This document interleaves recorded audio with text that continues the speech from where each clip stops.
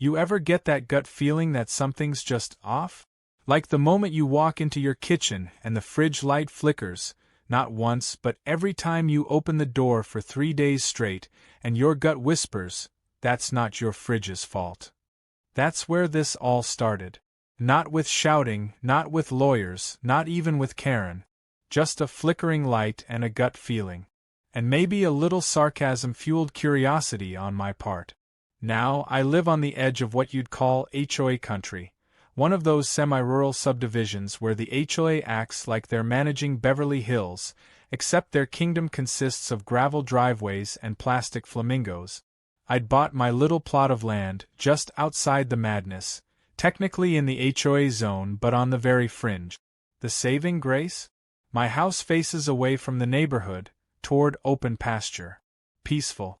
Until Karen moved in next door. Karen wasn't your average entitled suburban tyrant, she was worse. The moment she saw my solar array, she practically salivated. I caught her more than once walking over, pretending to admire the view, while her eyes locked onto my roof like she was casing a jewelry store.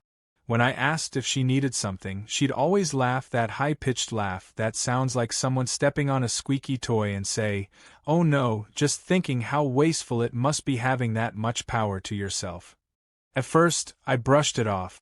I'm not exactly a community barbecue kind of guy, and if Karen wanted to envy my panels from a distance, so be it. But then came the flickers. My lights started doing the electric boogie at random times. My power monitoring app showed mysterious spikes, even at night when I wasn't using anything beyond the fridge and a sleepy ceiling fan. I did what any rational, mildly paranoid man would do. I ran a diagnostic on my solar system and, just for kicks, did a visual inspection of the exterior conduit. That's when I saw it. A wire. A cheap, grimy, backyard-grade extension cord running from my inverter, snaked underneath my azalea bushes, across the property line, and straight into Karen's garage like it belonged there. I stared at it for a long second, just blinking. You'd think I'd be furious, but no. I was too impressed by the audacity to even summon rage. She hadn't just tapped in, she'd hooked in, with all the finesse of a raccoon hot-wiring a vending machine. Naturally, I decided to pay her a neighborly visit. I rang the bell. It chimed one of those overly long tunes like a haunted music box. Karen answered, wearing a robe that was definitely meant for a beach but tragically stuck in suburbia. Her hair was up in curlers. She smiled like someone who already had their lie chambered. "Hey Karen," I said with my best poker face. "Quick question. Any reason there's a power cable running from my solar inverter into your garage?" She blinked once, then tilted her head like a golden retriever trying to understand calculus. "Oh, that? Well, I assumed it was communal. I mean, solar energy should be shared, right? You get so much sun back here, and my poor koi pond kept freezing overnight. Plus, my gnomes weren't lighting up, and it made the yard look so sad." I swear on all that is sarcastic and petty in my soul, I did not laugh. I wanted to, but I held it in. She was dead serious. Communal. Like I'd installed a buffet and refused to let her nibble. I nodded slowly. "Karen, this isn't a soup kitchen. It's solar. It's connected to my house, my meter, my grid tie. And you're literally stealing power." She gave an exaggerated gasp like I'd accused her of robbing a church. "I'm not stealing. I'm just redirecting what would otherwise be wasted. Think of it as eco-sharing." "Eco-sharing," I repeated. "Got it." I walked away smiling. Not because I was letting it go. Oh no. That was the smile of a man who just mentally connected a cow fence to a revenge fantasy. Now, for context, I've got livestock. Not a ton. Just a few goats, some chickens, and yes, a cow named Butternut who's afraid of birds but not of electricity. I use a mild electric fence around the pasture. Nothing lethal, just enough to say, "Hey, don't rub your horns on this post again." The thought struck me as I stood by that fence, watching the sun go down and Butternut stare off into the distance like she'd seen things. What if Karen's little juice heist ran through a custom redirect? One that looked like a normal extension cable, but was actually feeding her the same voltage my pasture fence ran on. That night, I got to work. I rerouted the stolen cable to a decoy inverter I set up in an unused garden shed. That inverter didn't lead to my house. It was connected directly to the cow fence's output. The system was clean, grounded, and completely legal from my end. If Karen plugged into it, she'd get exactly what she deserved, just not the energy savings she expected. I waited 3 days. On the third morning, I saw her porch gnomes light up again. The heater hum returned to life in her koi pond. The cable was still there.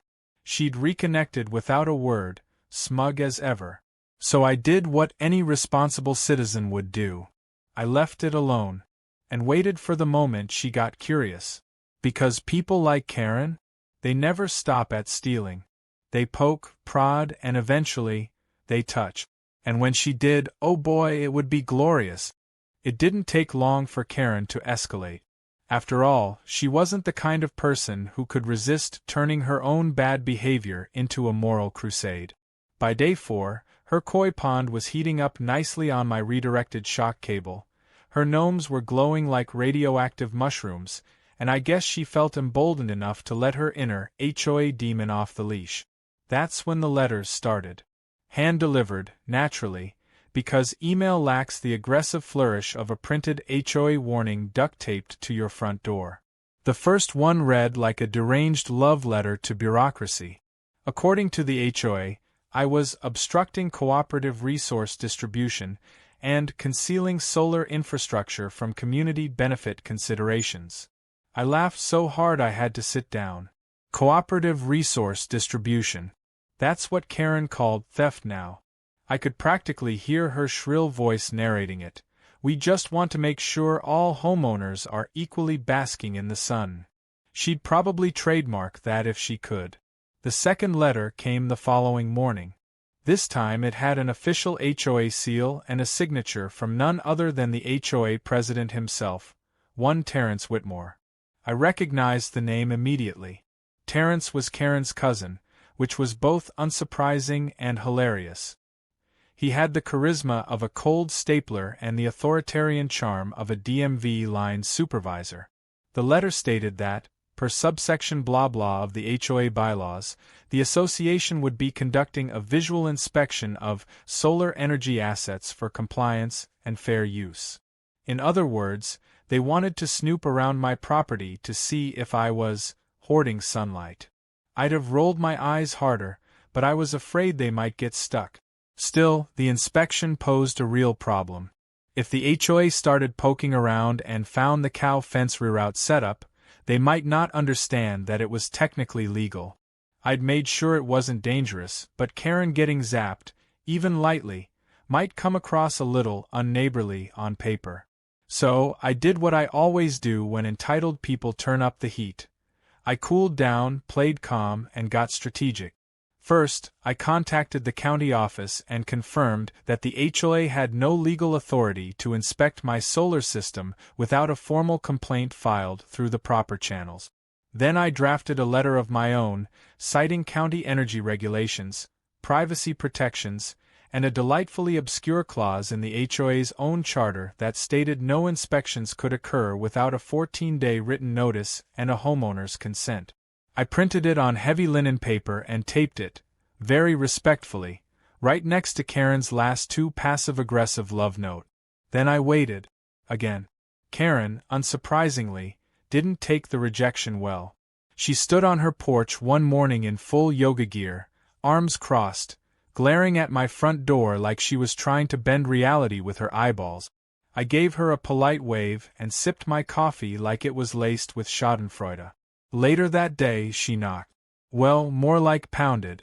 I opened the door and there she was, wearing red leggings, a zip-up fleece jacket, and that same entitled expression that said, "I pay HOA dues, therefore I own your soul." "You're being very difficult," she said without so much as a hello. "Good morning, Karen," I replied cheerfully. "Lovely weather, isn't it?" "Sunny." "Efficient." She didn't laugh. "I have every right to request an audit of your solar system." This community was built on shared values. I'm sure it was, I said. Unfortunately, my panels were built on my roof with my money, and the county agrees they're mine. You're hoarding energy. Karen, I said, do you even hear yourself? This isn't a commune in the woods. You can't just stick a wire into someone's property and call it sharing. That's not how electricity, or property rights, work. You left that plug exposed. Anyone could have used it. That's funny, I said, because it wasn't exposed. It was sealed and behind a locked inverter cabinet, which you opened. She flinched at that. I could see her processing the fact that I knew she'd messed with the box. Her indignation shifted just slightly into panic. Then she sniffed and went for the nuclear option. I've spoken to Terrence, she said, chin up. We're moving forward with inspection. You'll be hearing from us again. Oh, I hope so, I said. I've got a whole binder ready. And I did. I spent the next 2 days gathering every document, manual, time-stamped photo, and recorded maintenance log on my solar system. I even printed out copies of the wiring diagram for the decoy inverter, labeled clearly as non-functional test unit, which was 100% true in a way that would make any HOA lawyer's brain short-circuit trying to argue with it. But while I played defense on the HOA front, I went back to check on the revenge system. Karen's cord was still plugged in, still drawing voltage, still hooked to the cow fence surge converter. And just to ensure the magic moment would happen, I installed a simple pressure sensor inside a junction box near the line's path, one that would trigger a camera the second someone tampered with the cord. Karen wasn't done stealing, but she was getting greedy, and greed makes people stupid. That night, around 2:13 a.m., my phone buzzed. Motion detected. Shed cam. I sat up in bed like a kid on Christmas morning, pulled up the feed. There she was, Karen, in pajama pants and a headlamp, crouched next to the inverter. She pulled open the box again, barehanded, of course, and grabbed the line to adjust it. I saw her freeze for a half second before her hair poofed like she'd stuck a fork in a toaster. She yelped and fell backward, her headlamp going dark. In the background, one of her koi leapt out of the pond in terror. The whole thing was glorious. She wasn't hurt, just shocked enough to learn a lesson. I reviewed the footage 3 times, each time rewinding the moment her hand made contact. The best part? Her expression. A perfect cocktail of outrage, confusion, and the slow, dawning realization that maybe, just maybe, she wasn't the victim. At 8 a.m. sharp, she showed up again. This time her hair was still wet, like she hadn't even bothered to dry it before storming over. She banged on my door, shrieking loud enough to wake the chickens. You electrocuted me. I opened the door slowly. I did what now? You wired that thing to shock me. I could have died.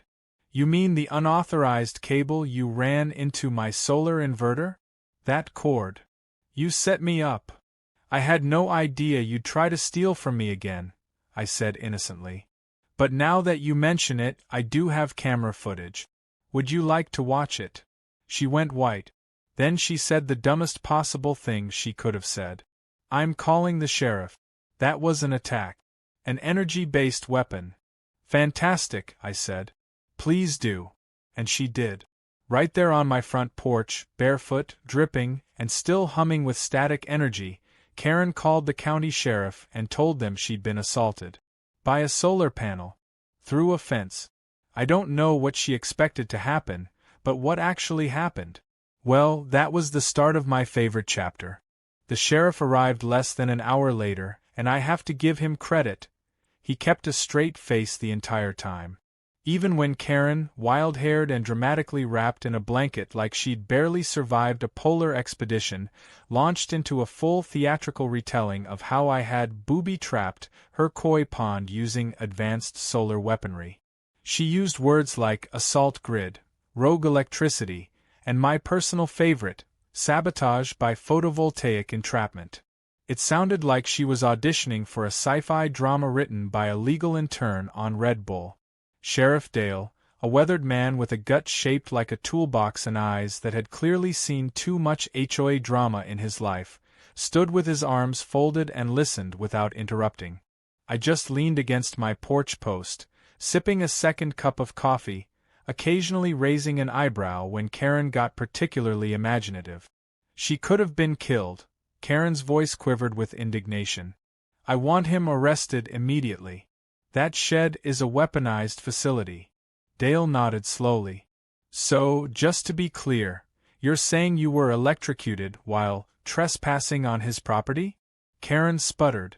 It's not trespassing if he's hiding utilities that serve the neighborhood.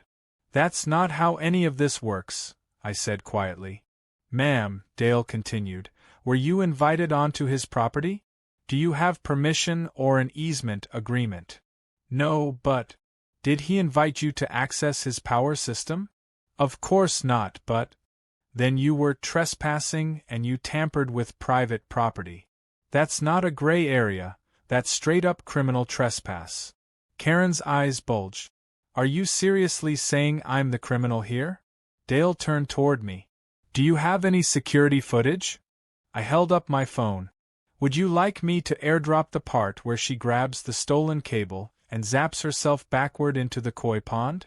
Karen gasped. You filmed me. I secured my property, I said. The camera was motion-triggered. I have timestamps too. Want the footage? Dale took out his tablet, opened a county evidence form, and nodded. Go ahead and send it over.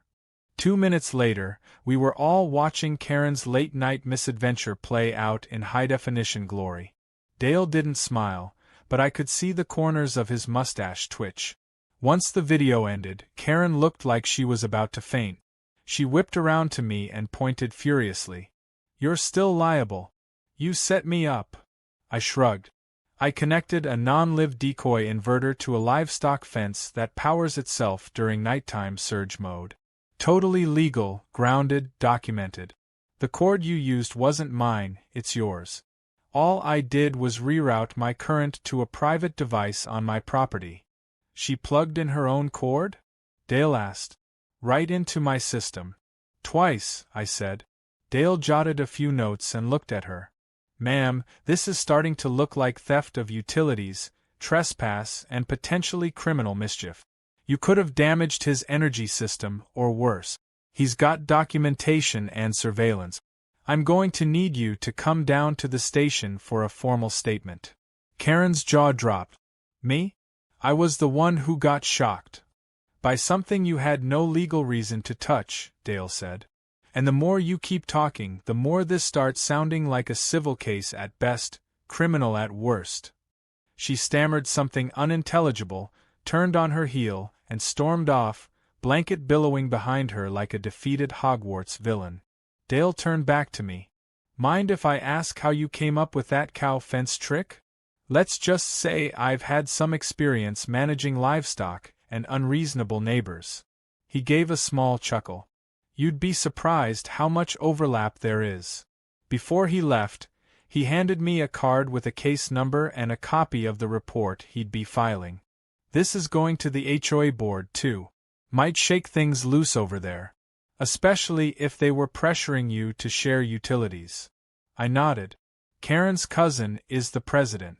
Nepotism runs thicker than koi pond algae. Well, it might be time someone filters the pond.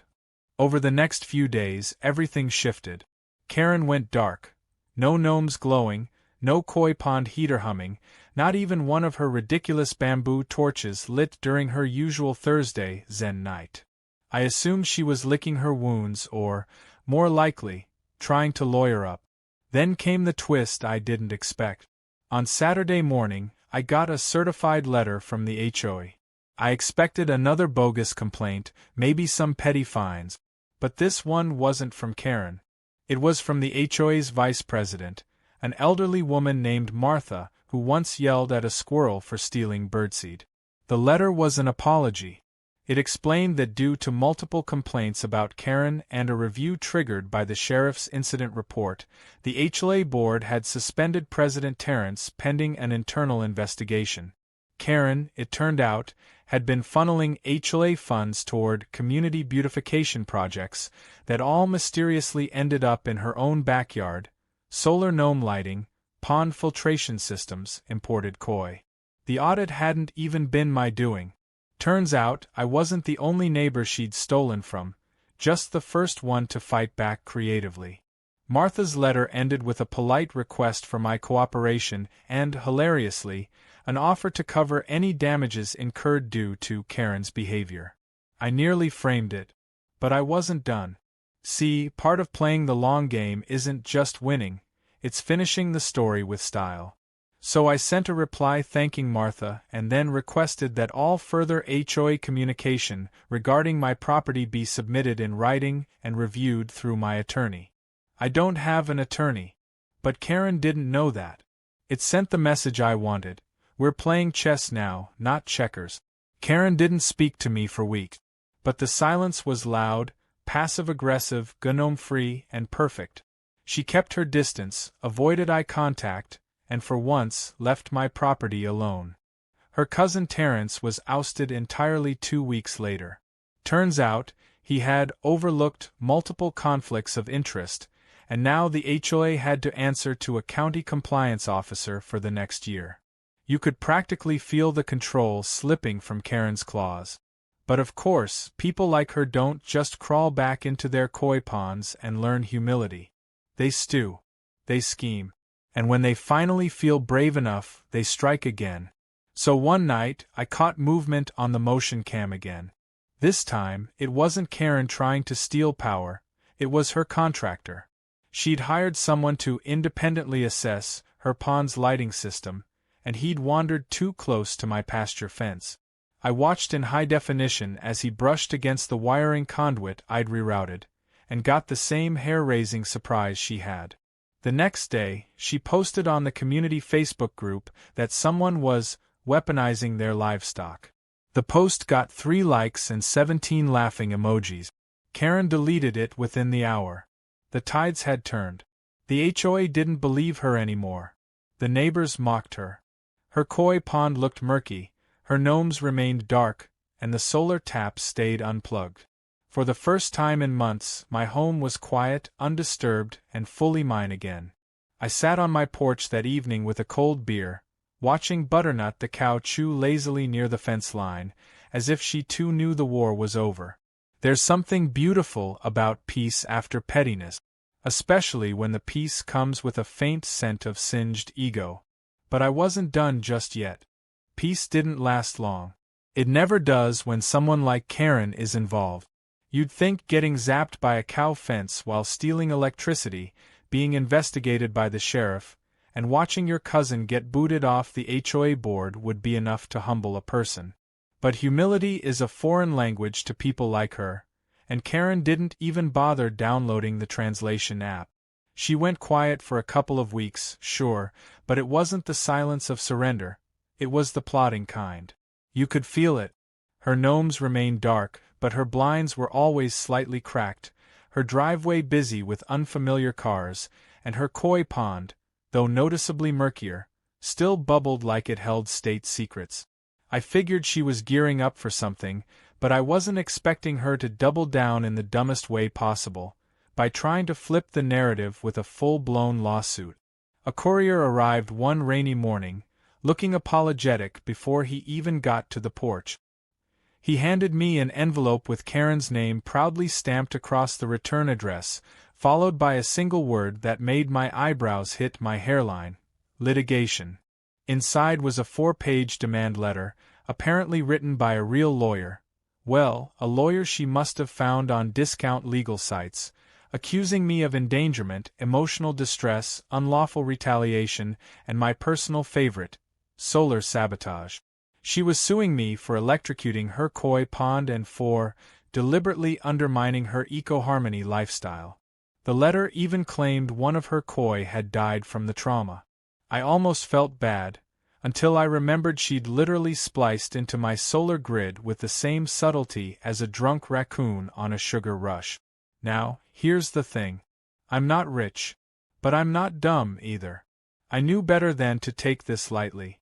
I immediately contacted a real attorney, one with actual degrees on his wall and not just a YouTube channel.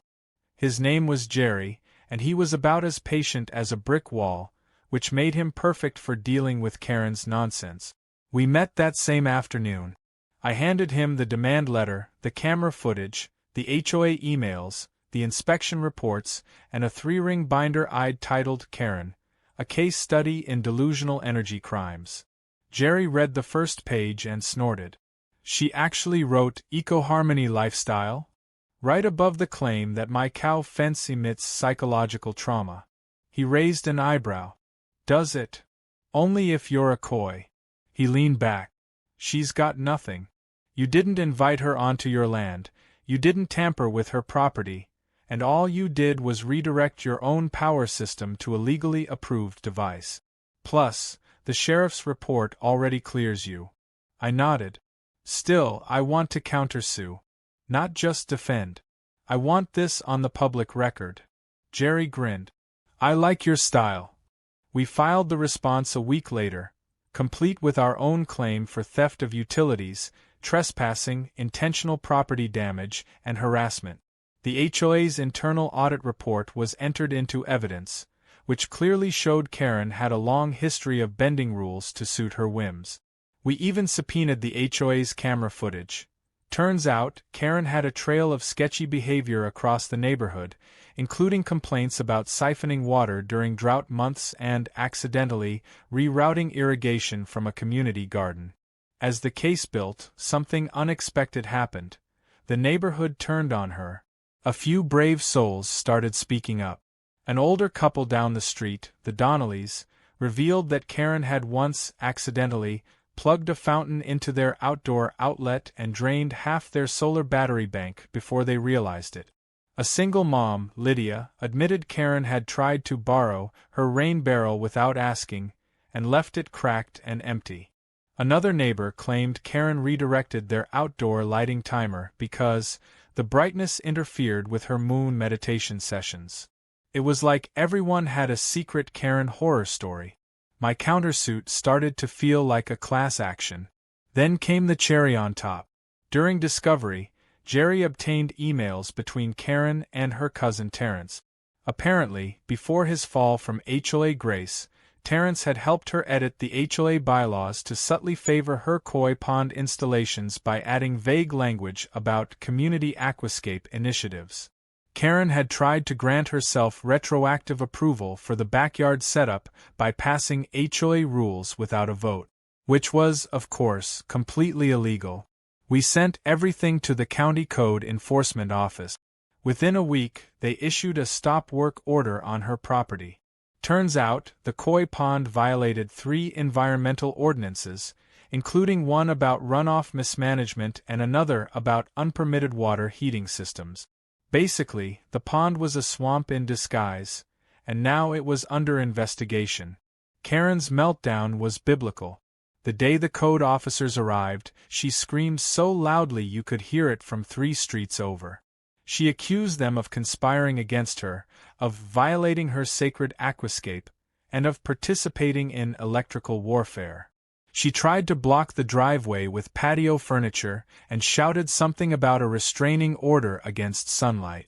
It was tragic, and also wildly entertaining.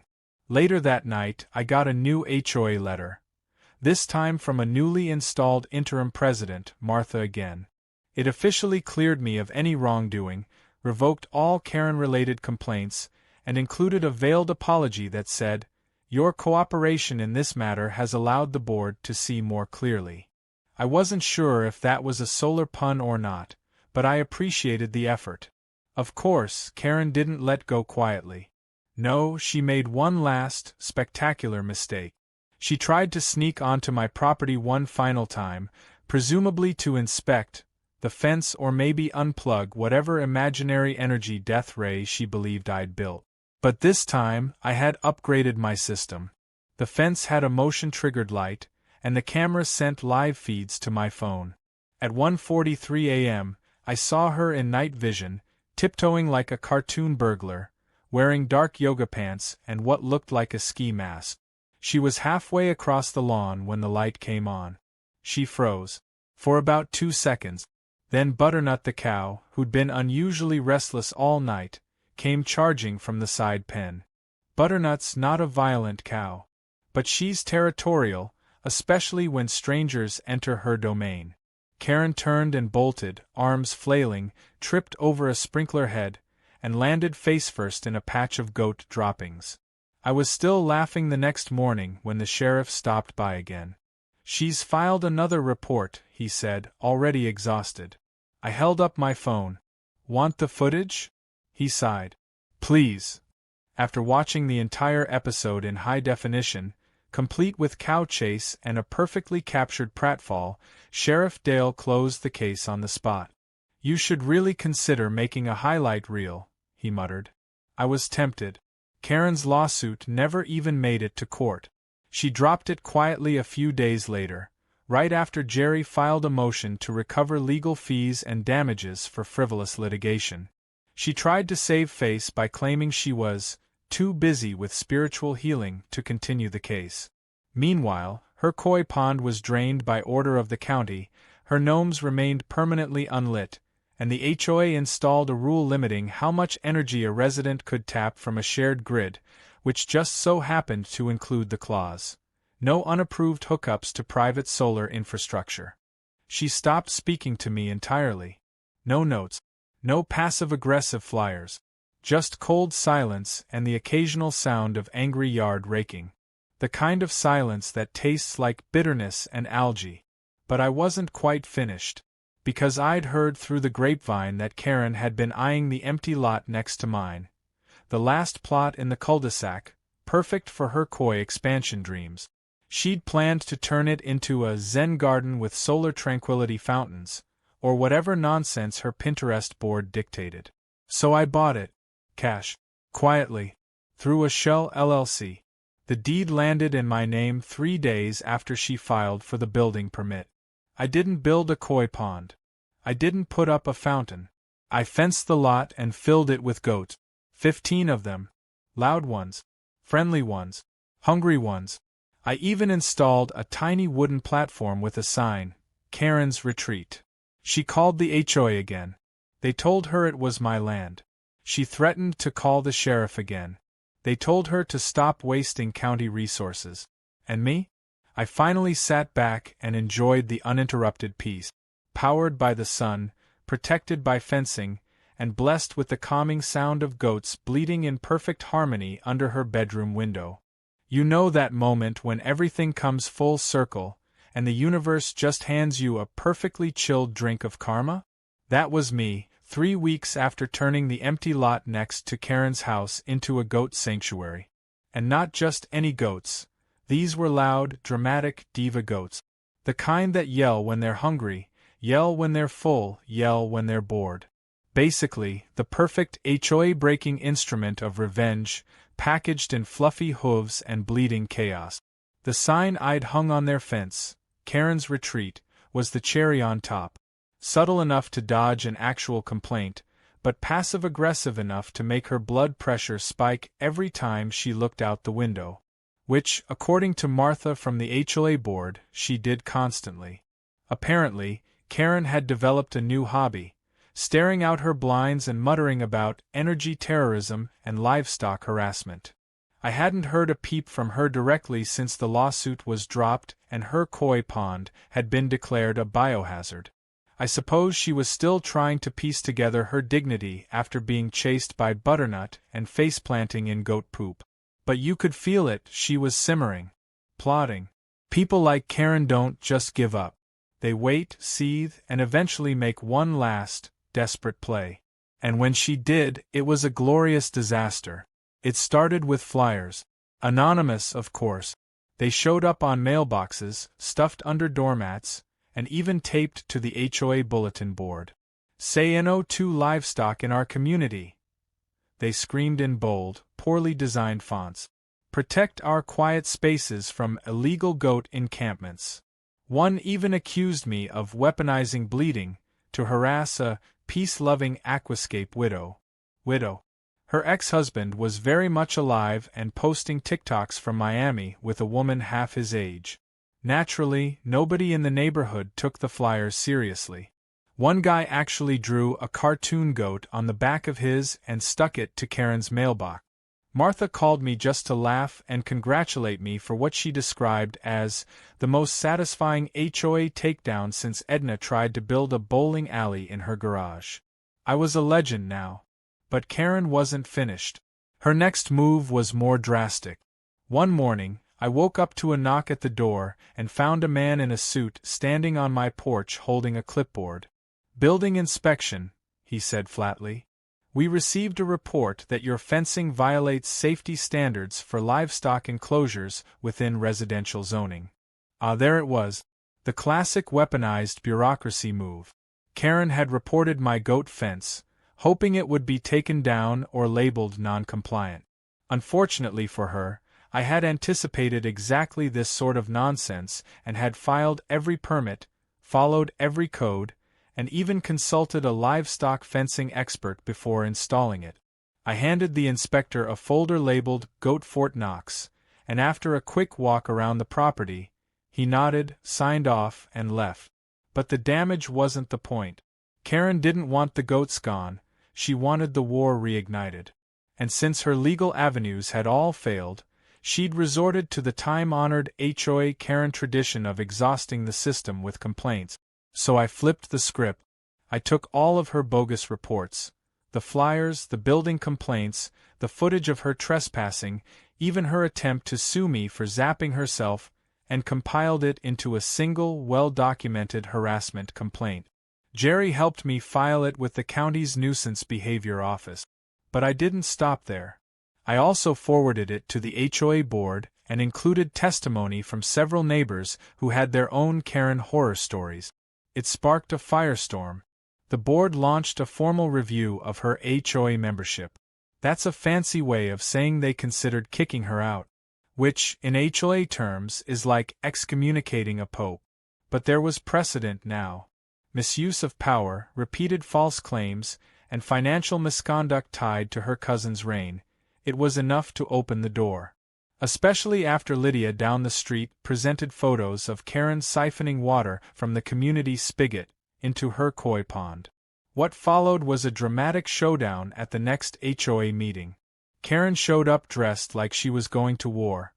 Red blazer, pearl necklace, sunglasses despite it being an indoor evening meeting. She marched in with a folder of her own and immediately tried to take the floor, only to be gently silenced by Martha tapping the microphone.